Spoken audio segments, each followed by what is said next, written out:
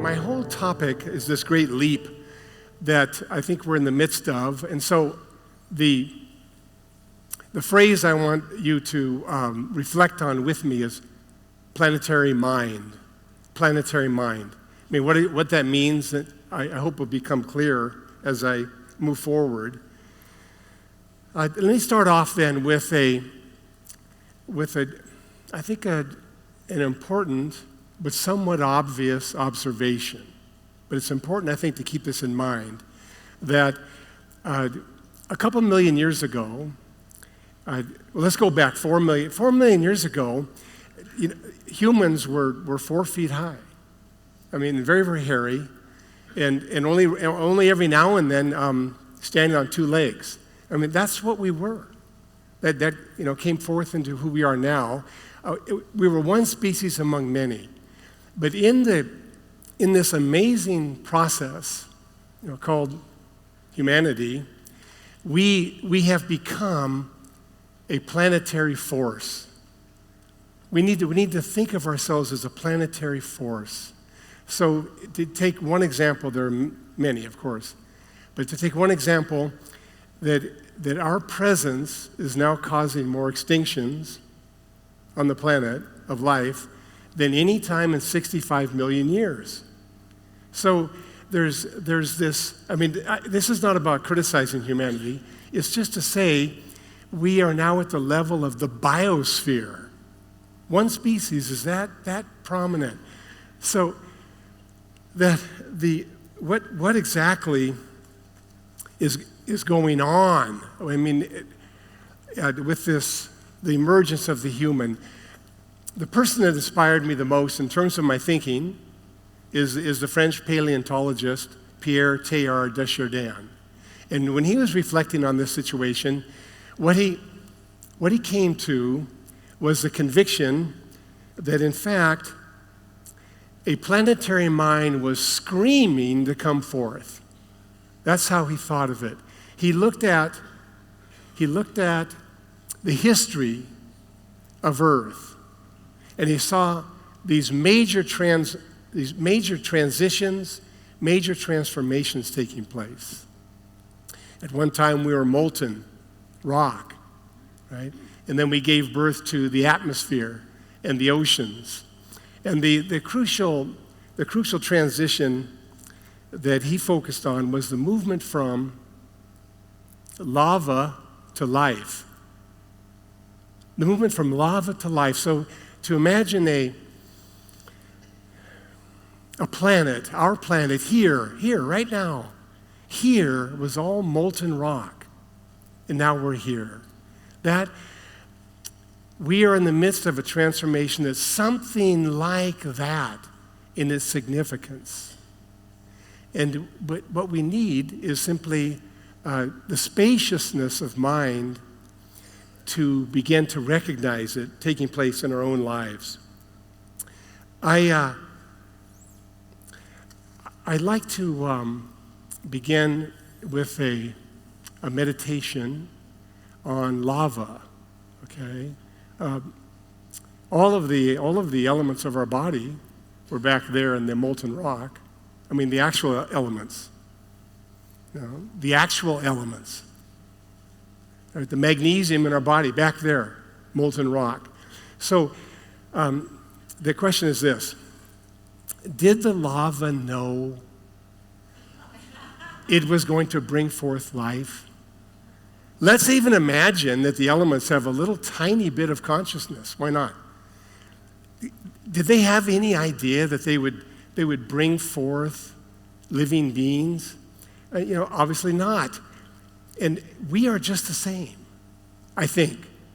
That we were involved in this deep transition without knowing exactly what's coming forth. So we can take some direction from this previous transformation. Namely, the lava did not have a plan, a master plan about how to move forward. What lava had, what the elements had, were their own intrinsic tendencies. We call these the electromagnetic interactions. their intrinsic tendencies. No one was telling them what to do. No one was forcing them. They were simply meeting one another and responding to the energy that rose up. And then suddenly they were forming molecules. Suddenly this architecture was coming forth. They proceeded, and life proceeded by sinking down deeply into what is primordial, pursuing that and changing the world. So even though I can't give you a list of what it means, what a planetary mind is, and so forth, I've had certain moments when I felt planetary mind surfacing in my experience. And so I just want to give you a few examples of how suddenly I go, whoa, this is different. And I give these examples for one reason and one reason only, that maybe they would excite your imagination into recognizing similar things happening in your own lives. And the idea is that as we share these experiences with each other and better learn to identify the emergence of planetary mind, we will accelerate and deepen the process. That's the whole point of my talk. All right, so your experiences will be like nothing like mine, and yet they'll be profoundly congruent. That's my hypothesis for this presentation. So let me begin with the first time it happened, the first time I had this moment. I certainly did not use the word planetary mind when this happened at all, but looking back on it, that's what I came to use as a way of designating it. Okay, I'm on a fishing trip. I'm up in Canada, all right? I'm in the last year of my dissertation. I'm writing a dissertation on gravity. That's all I've been doing for 6 years, right? And it was wonderful. So there I am, and my dad is getting the horses ready, and so I'm sitting there waiting for him to get the horses ready, and I'm Fraser River, I have to go way the hell down there. And so I just pick up a rock and drop it. And I really got into it. I pick it up again, and then I'd drop it. Boom. Whoa. And I'd pick it up again and drop it. Here is the problem. After 6 years of mathematical cosmology, I didn't know why it was dropping. Okay, you laugh now, but this was not a pleasant experience. In 6 years. And so what I realized is that because I knew all the equations, I could map out the trajectory with almost infinite precision from my hand to the dust, right? But why? Why was it happening? Now, I'll give you a good explanation. Here's a good explanation. There are a series of little creatures, hard to see, but they all have these little arms. And when the rock is nearby, they grab it and they pull it down. That's an explanation. But finally I realized, I finally got something. It just it was amazing. I realized, okay, first of all, the rock doesn't fall because it has weight, all right? First of all, I want you to get that, all right? So that you're holding the rock, and if the earth were evaporated suddenly, and I'm holding the rock, when I released it, it wouldn't move, right? So we're talking about a relationship between the rock and the earth. There's some kind of an attractive force, and we give it a name, gravity. All we can say is that this attraction is a primordial reality of our universe. We can't explain it in terms of anything else. It simply is the way things are. And so then I really got it. Then I got excited, because look at, gravity, this thing we're talking about, built the galaxies. There are 1 trillion galaxies. It was gravity that built them. I mean, that is like a magnificent power. And I'm sitting there with my rock.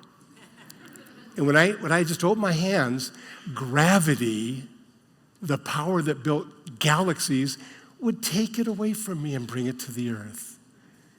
I was right in touch with a primal power of the universe. It was right there. I could activate anytime I want, just like this.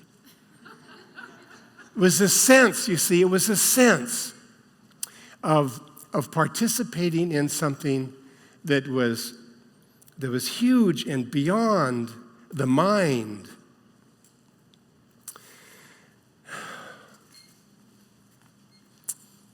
Okay. Then move forward, and then we're going to leave gravity behind here, but move forward. A few months later, when I was just finishing my degree, I got letters from my friends who were doctors and lawyers and doing really, really well, right?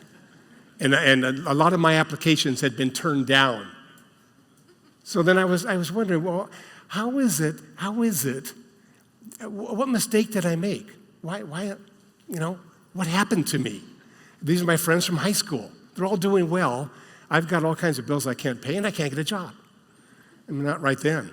And so, and then I went to the University of Oregon, and I was walking behind the music building. Up in the Northwest, it's always cloudy, so it's a very, very big deal when the clouds part in the wintertime. And so I'm walking along behind the University of Oregon Music Hall. The clouds parted, no voice, but I did see I saw the night sky. I saw the night sky, and I remembered how fascinated I was with it all the way back to childhood. So this was also a form of the attraction in the universe. My fascination wasn't something reasonable or rational. It didn't even make economic sense. You see my point? The fascination is deeper than that. So fascination is yet another form of this power called gravitation. Okay, now I'm going to move to some images and pursue this discussion further. This is a galaxy. It's composed of 200 billion stars, and the size is interesting. Going from one side to the other takes light 100,000 years. It's big. We discovered these in the 20th century. We knew nothing about them. In the 20th century, we discovered galaxies. Now, when scientists first began to look at these, they immediately assumed that those big arcs were solid matter that were spinning like a pinwheel. But then we discovered that, in fact, they're not made of matter. The arc you see there is a density wave. It is a form of attraction in a wave, part of the gravitational system, in a wave that sweeps through the galaxy. And this is what it does. As it sweeps through, it ignites starbirth. So it suddenly, brilliant stars are created here. Here's the wave sweeping through. Brilliant stars are created here. They blow up in 1 million years, and then the wave goes further, leaves those behind, and lights up some new ones. So the stars are like apples on a living tree. They are generated by what we call the self-organizing dynamics of the galaxy. The galaxy itself creates the density waves that give birth to the stars. Now, the phrase in science is self-organizing dynamics, but what a better phrase for it is galactic mind. We're seeing the presence of galactic mind. It didn't like, so when Milky Way was starting out, it didn't call up another galaxy and say, hey, I'm confused, I don't know what to do. How do I get about this? No, it was intrinsic. It's intrinsic to this matter in which we find ourselves to organize itself in intelligent ways.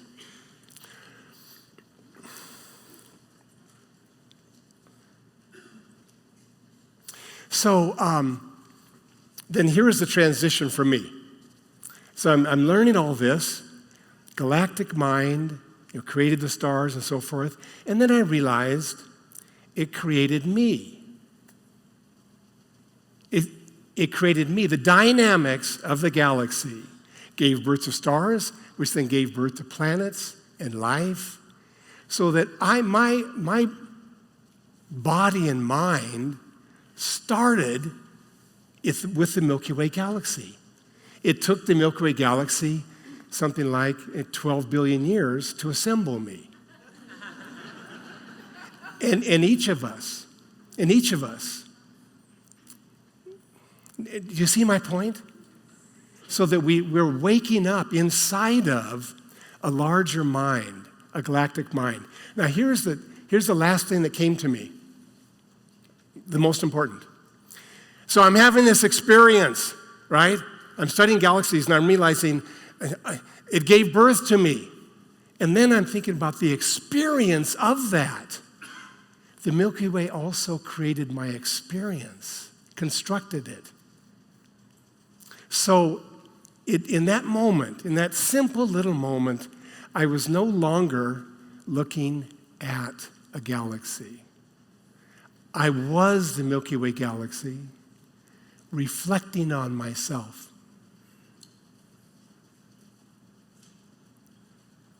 The dualism just vanished away. But the main point I'm trying to get across is that it was suddenly this awareness rising up in me is what I'm now just calling planetary mind. Okay. All right. Now, these are actually boulders on Mars. Now, I wish I'd been there, but my experience concerned with this one took place in Yosemite. I was fascinated by the granite boulders, the ones that rolled down off the mountain and so forth, and I'd go up to them and just like, whoa, God, these boulders. And then in one moment, I was just touching one of them and not having any particular experience, except that I remembered the boulders on Mars. And I thought, wow, boulders are a cosmological event. Mars made boulders, Earth made boulders. We now know there are 100 billion planets in the Milky Way galaxy. Many of them are constructing boulders. So, so I just thought, like, whoa, I don't know what to make of this. There was cognitive dissonance in me at the same time. I realized that I had absorbed Western civilization's disparaging of boulders. It's like, oh, that's just, that's rocks. Who cares about, rocks? There's nothing going on there. Forget it. Okay, wait. So let me show you what these boulders do. They can melt.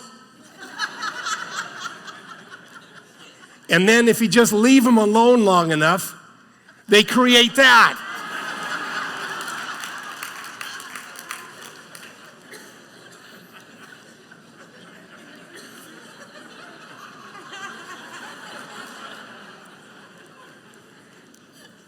Every morning we should wake up, all right, drop down to our knees, and remember this process. Let's see if I can do this. So, you want to know what the universe is like? Son, daughter, want to know? Okay, here it is. Molten rock give birth to this. Now, I want you to look at the eyes. Look at those intelligent eyes, all right? It's like amazing. Orangutan. Now, the capacity for creating those intelligent eyes is latent in the molten rock.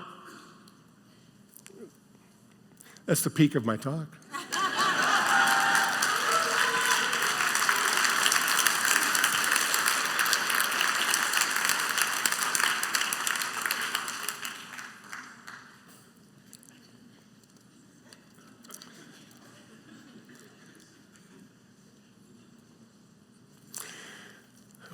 So what I'm trying to suggest with this example is that planetary mind is latent in us. This is not something that we're constructing using an engineering project alone. That's part of it. This is something that is being evoked by the universe itself. Planetary mind is a cosmological construction that we participate in, that we're part of. The galactic mind can be destroyed. When two spiral galaxies collide, right, they destroy their structure, and they are no longer able to create stars. They just die out. And so when I say that planetary mind is latent in us, I mean that it's coming forth as a cosmological construction in which we participate with our intelligence and our will. And so I'm saying that's why I'm saying that sand, right, is the place, is a node on the planet for the activation of planetary mind. It's not the only one, but it's something that many of us, in whether or not we use that phrase, many of us are involved in. Okay, this is my last image of the universe. This is actually this was put together by the astronomers at Lick Observatory on Mount Hamilton here in California. It is the first, what I love about it so much is that it's the first depiction of the large-scale structure of the universe. So if you try to find a really tiny, tiny pixel up there, the tiniest pixel you can find represents 12 galaxies. This is the nearest million galaxies. Now, there's a problem with the edge down there. I haven't actually researched this, but I'm pretty sure that's where the funding ran out. There's no edge in the universe. It's just the graduate students, they want to get paid. Okay, here we are. Okay, we're the first humans to reflect on the large-scale structure of the universe. Right? I'm not saying it's easy, but I'm saying there are possibilities here. I was showing this one time to our neighbor, who's a lawyer, and there's nothing wrong with that. And then all of a sudden, I was all carried away talking about it, and I looked up, and she wasn't even in the room. She had run off, and I ran after her, and I go, "Hey, come on, Karen, what? Why are you trying to destroy my life?" So okay, it's vast. But look at this. I talked to her a little bit further. She was Christian, and this upset her and so forth. I said, "Okay, you believe that the universe was created by God, don't you?" And she said, "Yes." And I said, "Wouldn't it be kind of depressing if the universe was like 5 feet wide and 2 feet high and made of cardboard? What would that say?" So it's magnificent. But there's one more thing that doesn't show up in this picture. All of the galaxies are moving away from each other. So if you can just imagine that right now, they're all moving away from each other, and calculations have been done by the world's most famous cosmologist, Stephen Hawking, God bless his soul. Calculations have been done showing that the expansion is just what it had to be in order for that orangutan to come forth. Now, isn't that bizarre? Let me say it again. That if the expansion that we see now, if the expansion had been either slower or faster, we would not have life in the universe. No scientist would object to this, what I'm just saying. The interpretations are different, though. Here's my interpretation. This is the evidence of cosmic mind. This is the evidence of the self-organizing dynamics in which we live. Now, this has an amazing end to the story, right here. Albert Einstein, listen, this is an amazing story.